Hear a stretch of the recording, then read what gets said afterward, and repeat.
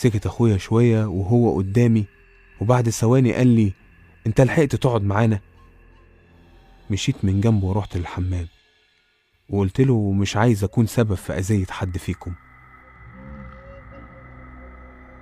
استغرب كلامي وحسيت ده من سكوته، فوقفت عند باب الحمام وبصيت له وقلت له: اوعى تفتكر ان اللي بيحصل في حياتنا صدفة.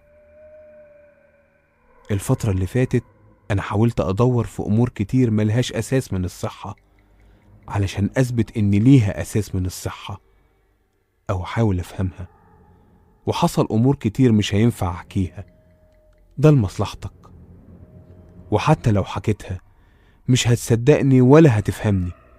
واللي حصل فيك امبارح لما كنت هتتكهرب من فيشة الكهرباء وانت بتشيل الموبايل، انا من يومين بستقبل اتصالات على الفون من ناس غريبة ومشيها غريبة لحد ما افهم او اعرف مين دول اصلا. كان لازم اربط ايه اللي حصل لك وانت بتشيل موبايلك من الفيشة بالاتصالات اللي جاتلي على الفون بتاعي.